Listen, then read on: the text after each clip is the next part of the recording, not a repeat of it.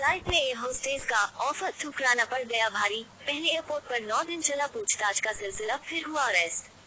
Flight में air host का offer ठुकराना एक पैसेंजर को भारी पड़ गया।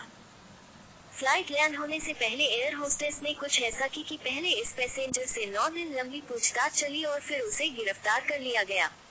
क्या है पूरा मामला? फ्लाइट में एयर होस्टेस का ऑफर ठुकराना एक पैसेंजर को इस कदर भारी पड़ा कि उसे एयरपोर्ट पर लैंड होते ही पहले हिरासत में ले लिया गया। इसके बाद इस पैसेंजर के साथ करीब 9 दिन तक लगातार पूछताछ का सिलसिला चला और आखिर में इस पैसेंजर को गिरफ्तार कर लिया गया है। दरअसल यह मामला दिल्ली के इंदिरा गांधी इंटरनेशनल एयरपोर्ट का है।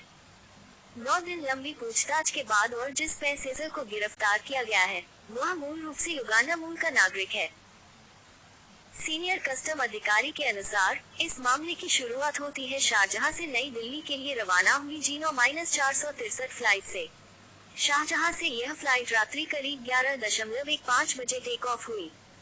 टेक ऑफ होने के कुछ समय बाद एयर होस्टेज ने हमेशा की तरह पैसेंजर्स को खाना बांटना शुरू कर दिया। इस दौरान एक पैसेंजर ऐसा भी था जिसने खाना लेने से इनकार कर दिया।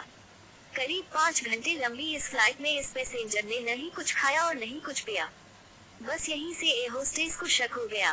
अपना शक पुख्ता करने के लिए एयर होस्टेस ने इस पैसेंजर को पानी ऑफर किया, लेकिन उसने इनकार कर दिया। इस दौरान इस पैसेंजर का हाव भाव और आंखें एयर होस्टेस को ठीक नहीं लगी। अब तक एयर होस्टेस के मन में पनप रहा शक पूरी तरह से पुख्ता हो चला था। एयर होस्टेस ने तत्काल इस बाबत प्लेन के कैप्टन और कैप्टन ने आईजीआई एयरपोर्ट के एटीसी को जानकारी दी। एटीसी ने पूरा मामला समझते ही इस बाबत कस्टम प्रिवेंटिव टीम के साथ जानकारी साझा की।